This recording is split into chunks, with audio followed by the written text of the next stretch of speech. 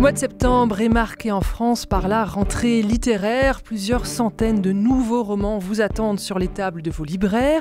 Et parmi eux, À son image, le nouveau roman de Jérôme Ferrari. Jérôme Ferrari, prix Goncourt en 2015 pour Le Sermon sur la chute de Rome et auteur de nombreux autres livres.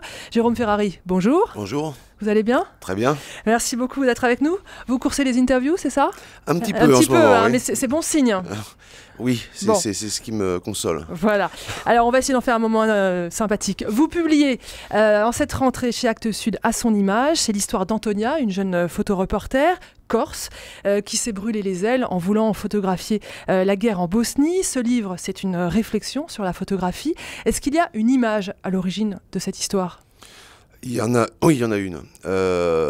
Une lointaine origine, mais je ne l'ai jamais oubliée. C'est une photographie de Ron Aviv, qui doit dater de 92 et qui est prise en Bosnie, et dans laquelle on voit un paramilitaire serbe qui appartient à une milice qui s'appelle les Tigres d'Arkan donner des coups de pied dans les cadavres de trois civils bosniaques qu'il vient d'abattre, et il le fait, c'est ça qui est très frappant sur la photo, avec une désinvolture complète, puisqu'il a une cigarette dans la main gauche qui tient et des lunettes de soleil. C'est quelque chose qui m'a la première fois que j'ai vu cette image, je l'ai jamais oublié. Oui. Alors votre jeune héroïne, elle va partir pour essayer de photographier cette guerre, et en fait elle va pas y arriver. C'est impossible de montrer l'horreur. C'est un problème, en tout cas, parce que alors le problème principal, me semble-t-il, c'est le risque d'en faire un motif de jouissance et de la montrer de manière obscène. Le second problème, c'est celle de l'utilité des images, qui est de moins en moins évidente. Je pense qu'on n'a plus de photos qui a eu un impact comme celle de la petite fille pendant la guerre du Vietnam. Et il y en a tellement maintenant que la seule chose qu'elle semble faire, c'est susciter une émotion assez éphémère.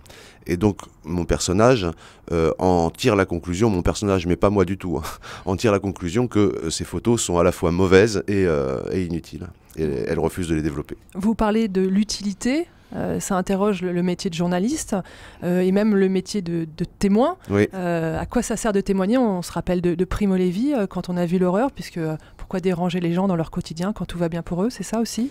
Oui, mais en même temps, moi je pense que les gens doivent être dérangés. La question n'est pas de savoir s'il faut les déranger, mais à quoi ça sert de les déranger. L'exemple le plus évident qui me vient à l'esprit, c'est l'impact qu'avait eu émotionnellement la photo du petit Aylan sur la plage. Et puis voilà, ce sont des émotions qui sont pour le moins aussi intenses que complètement stériles. Et vous continuez à écrire? Moi, je continue à écrire, et je pense en plus, je suis persuadé qu'il faut continuer à prendre des photos. Parce que, après tout, peut-être qu'un témoignage, il vaut par lui-même, même si les gens n'y sont pas attentifs tout de suite. Et je pense que c'est même quelque chose d'absolument essentiel. Au moins, attester que quelque chose a eu lieu. Vous photographiez, vous? Très mal. Très mal? Oui. Jérôme Ferrari, vous êtes le grand invité de la matinale RCF. Vous venez de publier à son image. Alors, votre héroïne, elle s'appelle Antonia. Et en fait, le livre commence par la fin, puisque le livre commence par sa mort. Et le livre, c'est le récit de ses funérailles, qui sont célébrées par son parrain, un jeune prêtre. C'est une belle figure de prêtre. Vous avez rencontré beaucoup de prêtres ou... Pas beaucoup, non. Pas beaucoup, mais notamment un à qui je dois beaucoup pour le livre. On peut le citer bien sûr, c'est Mathieu Rouget, qui n'est plus prêtre maintenant, puisqu'il est maintenant depuis peu évêque de Nanterre. Évêque de Nanterre, voilà. Qu'est-ce qui vous intéresse dans la figure du prêtre d'aujourd'hui? Est-ce qu'il est très contemporain, votre prêtre? Beaucoup de choses. Bon, d'abord, j'ai toujours eu, il faut que je le confesse tout de suite, un penchant mystique assez prononcé, quoique je sois pas moi-même, je puisse pas me définir moi-même comme étant croyant, je suis un pur agnostique. Et j'ai toujours eu aussi j'ai toujours été d'une certaine sensibilité au rituel. Et ça m'intéressait beaucoup de voir ce qui pouvait advenir du rituel et de l'expérience de la foi, voilà, dans une société où c'est moins ancré qu'autrefois. Et puis, comme je le disais tout à l'heure, je ne suis pas croyant, mais je m'intéresse à cette expérience. C'est-à-dire quoi, ce penchant mystique? Alors, disons que Si je devais être tout à fait sincère, c'est que j'aimerais bien être croyant et que j'ai une incapacité intellectuelle à l'être. C'est-à-dire que c'était en recherche? Non, je ne suis pas vraiment en recherche, mais je suis certainement un peu en manque de transcendance, je dirais. Voilà. Hein. Qu'est-ce qui vous manque en fait? J'ai pas l'impression que j'ai pas l'impression que on puisse se contenter d'une vie tout entière consacrée à l'immanence, et je crois pas beaucoup à la transcendance. C'est un souci. Hein. Donc vous êtes coincé en fait? Ouais, coincé. Enfin, moi, je suis pas dans le désespoir complet, hein, mais moi, un de mes personnages préférés en littérature universelle, c'est Ivan Karamazov. Pour ça, parce que Ivan Karamazov est typiquement un personnage qui aurait le plus grand besoin de croire, mais qui ne peut pas. Et je suis pas sûr que lui dit qu'il ne veut pas, mais je crois qu'il ne peut pas. Et ça, il y a un aspect tragique là-dedans qui m'intéresse beaucoup. C'est plus facile de vivre quand on est croyant, vous pensez? J'en sais rien du tout. Je sais pas. D'ailleurs, c'est un sujet qui est pas mal abordé dans le roman. Je pense que face à un deuil ou les choses comme à la mort des proches, je mesure pas quelle peut être la consolation, mais je suis sûr que ça enlève pas, évidemment, c'est une évidence, la tristesse. Mais cette ambivalence entre le désespoir du deuil et l'espoir, elle est présente dans les textes, elle est présente dans les évangiles, et je ne pense pas qu'il soit utile de la nier. Et alors elle est aussi présente dans la liturgie, je ne l'ai pas dit, mais ce livre, les pages, enfin les chapitres sont rythmés par les différentes étapes de la liturgie des funérailles, où là aussi il y a à la fois l'espérance et puis le chagrin et l'espérance. Oui. Nous sommes en Corse, donc c'est une liturgie corse. Vous avez souvent assisté à des funérailles en Corse? Oui, puis c'est la liturgie, c'est la liturgie, mais les chants sont des chants en polyphonie qui sont très beaux, que je les chantais moi-même avant que la cigarette m'en empêche définitivement, et donc il y a longtemps. Et moi, c'est à l'occasion de l'apprentissage du chant que j'ai découvert les textes de liturgie que je connaissais pas, parce que ils ont plus ou moins, notamment deux, ont plus ou moins disparu de l'ordinaire de la messe des funérailles. Il s'agit du Dies Irae et du Libérame, qui sont des textes vraiment magnifiques, très beaux, mais assez terribles.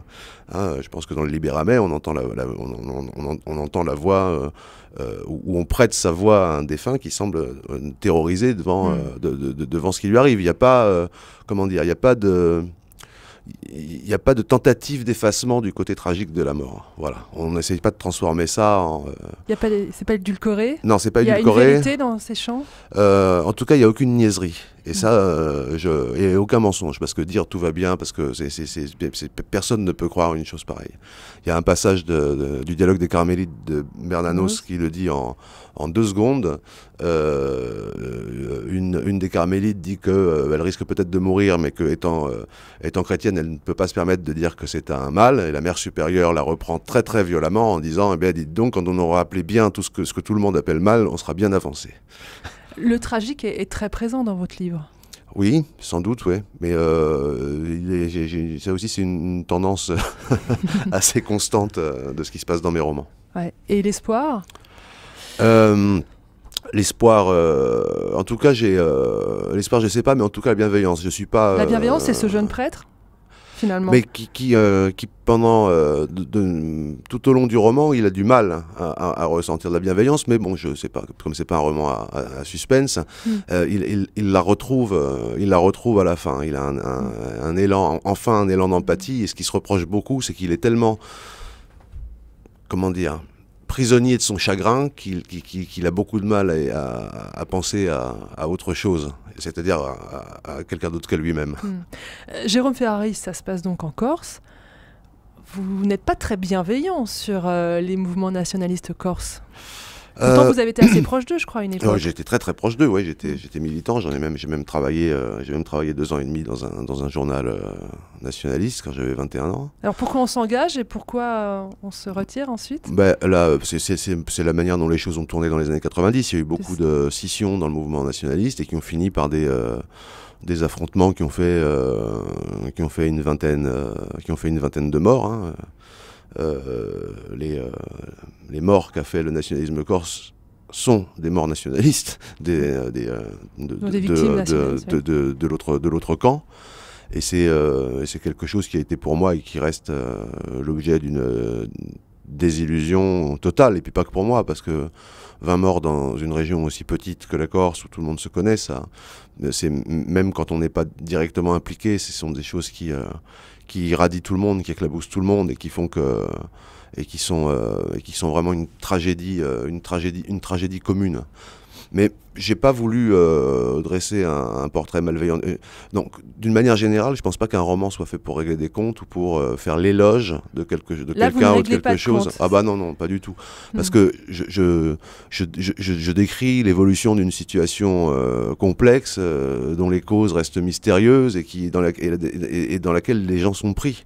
Les gens sont pris avec leurs faiblesses, leurs élans de bassesse et de noblesse, quelque chose d'infiniment complexe. Il ne s'agit pas du tout d'en dresser un portrait au vitriol. Quand on lit votre livre, on a vraiment l'impression que c'est une affaire de famille, les rivalités en Corse.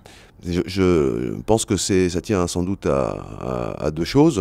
Un, le fait que la Corse est une société méditerranéenne clanique assez commune en Méditerranée et que les solidarités sont beaucoup plus des solidarités de groupe que des solidarités idéologiques, par exemple. Je ne suis pas certain que les motifs de scission entre les différentes factions nationalistes soient clairement définis d'un point de vue idéologique, au fond. Je suis même sûr que c'est assez secondaire. Et puis c'est qu'on est très très peu nombreux et ça rend tout beaucoup plus compliqué. Il y a entre quelqu'un qu'on ne connaît pas en Corse et soi-même, il doit y avoir au maximum une ou deux personnes.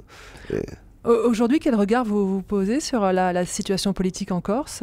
Les nationalistes sont au pouvoir ? Alors d'abord, elle n'est plus du tout la même que dans les années 90. Gilles Simeoni, qui est le président de l'exécutif, il vient d'une tendance du mouvement nationaliste qui n'a jamais été impliqué dans la violence politique et dans la clandestinité. Voilà, et il n'y a plus de violence clandestine en Corse, donc le mouvement a tout à fait changé de visage, de référence. Pas évidemment de conviction, mais je crois que c'est ce qui explique qu'ils ont pu gagner les élections aussi largement. Pour vous, ça veut dire quoi être corse ? Ah non, alors les questions identitaires de ce genre-là... surtout pas. Non, mais c'est pas ça. Vous êtes corse ? Oui, bien sûr, je suis corse. Sûr. Mais je suis corse.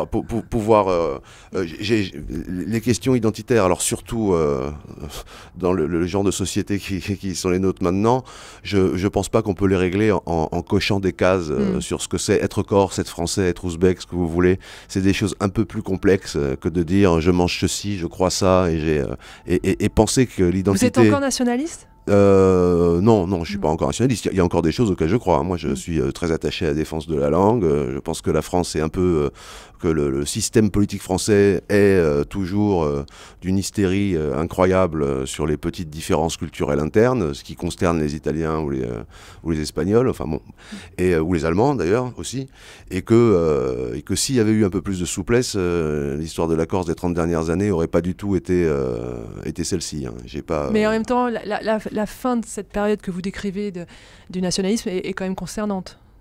Les années 90, ouais. C'est impardonnable. C'est quelque chose c'est une faillite collective. Et quand je dis collective, quand j'emploie le terme collectif pour m'y inclure, hein, c'est une faillite collective impardonnable. Jérôme Ferrari, on va revenir à des sujets plus légers. Vous allez partir, je crois, juste après à Nancy pour le salon Le Livre sur la Place. C'est important de rencontrer ses lecteurs ? Alors, bien sûr que ça l'est, même pour plein de raisons. Hein. Sortir un livre, c'est aussi quelque chose de collectif. Ça se fait avec son éditeur, avec les libraires et avec les lecteurs. Et pour moi, c'est vraiment quelque chose, c'est une question de respect élémentaire, d'aller à la rencontre des gens sans lesquels le livre n'existerait pas. Ils vous surprennent, vos lecteurs ? Parfois, il y en a, je me rappelle que ma plus grosse surprise, c'était en 2012. C'était 2012 le prix Goncourt, pas 2015. Bon, c'est pas grave. Mais confuse. Il y avait une lectrice qui était venue me dire qu'elle était contente que le sermon sur la chute de Rome finisse bien. Et j'ai pas voulu la détromper parce que c'est quand même pas très gentil de briser la joie des gens, mais c'était surprenant. C'est le lecteur qui a raison. Ah ben c'est toujours les interprétations sont toujours libres.